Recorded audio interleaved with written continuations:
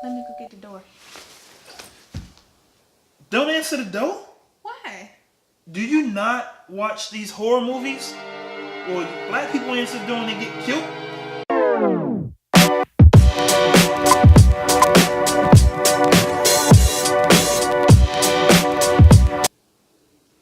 Hi, this is Marriage and Family Matters. I'm Sonia and this is my husband Brennan. So listen, March 12th, 2019 is a day that will forever live in infamy because it's the day that Murphy came back for a visit. Yeah. So, guys, we were 3/4 of the way, almost fully funded in our 3-month emergency fund. As you guys know, we became debt free on December 18th. December 14th. I'm sorry, December 14th, 2018. And, from there we thought it was going to be smooth sailing into June when we take our Disney trip.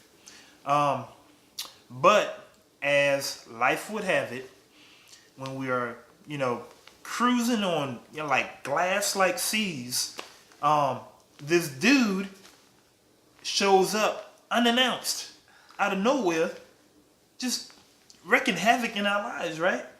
So here's the story. March 12th. Was March 12th? Yes. March 12th. March 11th, I have a conference down in Wilmington, North Carolina, 2-day conference. Drive down there, no problem. Do the conference, it's mental health conference, and I'm on the way back, and I decided, at the conference, I had a lot of water to drink that last day of the conference. I had to use the bathroom really, really bad. I'm in the middle of nowhere, right? I mean, nowhere, USA, some town a couple miles outside of Wilmington, North Carolina called Rocky Point. And so I pull off on the exit to go use the restroom at a local restaurant. And I get to the top of the off-ramp, and I had to stop because it was a stoplight. And when I stopped, that was the last time my vehicle ran. My vehicle stopped running, just cut off on me. I'm at the light. There are a line of cars behind me, and I'm like, crap. What am I going to do? Trying to crank up the vehicle, nothing happens. Just so happens that there's a repo guy directly behind me waiting to get off the off-ramp in a tow truck. So he sees that I'm struggling and I'm holding up the line, so he swings in front of me, hooks me up to the car, pulls me to the local McDonald's. From there, I had to get a 2-hour tow back to Raleigh, North Carolina, where essentially we had to have a funeral for the vehicle, right? Our 2010 Chevy Equinox. We didn't know what was wrong yet, though. I know, but I'm getting there. So, again, I towed it, or we towed it to our local mechanic and had him checked it out.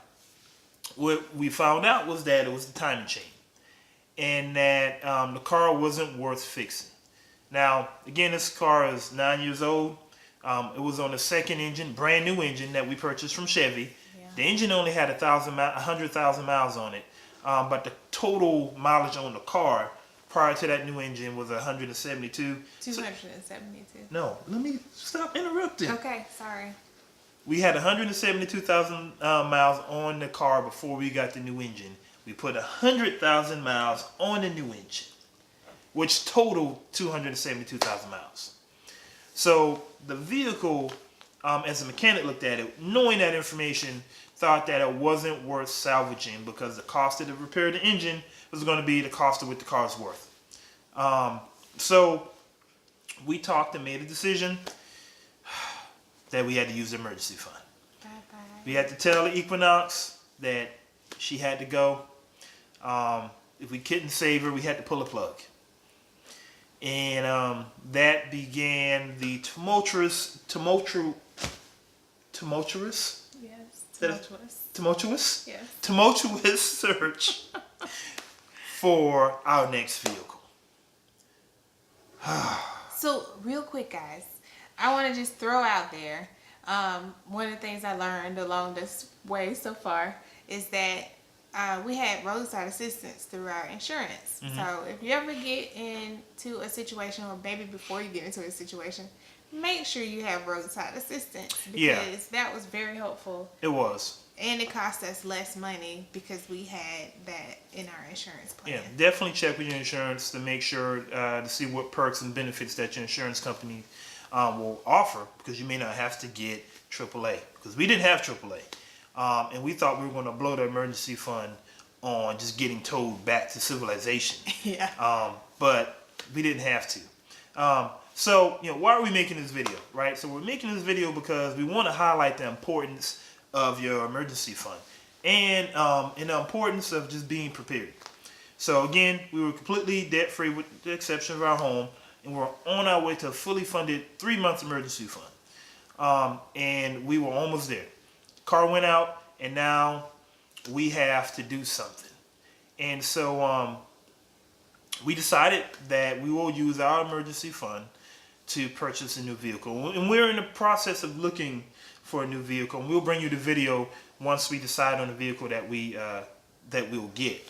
But we are not stressed, right? The situation was stressful, right? Of being stuck 2 hours away from home and not really sure how I was going to get back. That was stressful. It was. But the actual, having to get a new vehicle, that decision is not stressful because we know we have the money to get a new vehicle. A new to us vehicle. Let's go ahead and say that the right way, because we're not going out here getting a car payment.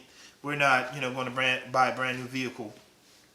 And, guys, I just want to, highlight that when situations like this occur, don't take this as an opportunity to go back in debt. Right. Because we can easily do that right now. We can easily say, man, we got out of debt, right? Oh, it took us 6 long years and a bunch of sacrifice to do that. We need something new. We need something shiny, brand new, feel good, let it smell good, just like a newborn baby, right? But we won't do that. No. No. Why? We're not going back. Why? Because we debt free. Why? Why don't we want the car payment? Because we are free. Because we're free. And car payments suck, right? They suck donkey balls. I probably shouldn't say donkey balls. You probably shouldn't say No. donkey. We're a good religious Christian people. I don't know if donkey balls qualifies as Christian. Anyway, I don't know, y'all. let's not take this opportunity to go back in debt, and we aren't. So we are setting a budget for our new to us vehicle, and our budget is probably going to be about what? 6,000. 5,000-6,000. Okay, we do 5,000-6,000, and let's see what we can get with that. We may be able to get something good. We may not be able to get anything at all. Who knows, right? We're going to make a game of this. But so far, we've been doing this one vehicle thing, and that's been tiresome. I don't want to say stressful, but it's been tiresome. It is very tiresome. So my wife, I work from home. My wife works away from the home, and she goes to work early in the morning, and my son goes to school sort of mid-morning. So we have to make this thing work. And so what that has required us to do now is for me to get up early in the morning, which I'm not used to doing, and along with my son, he's used to getting up at the crack of dawn before the rooster crows, right? So he's used to it.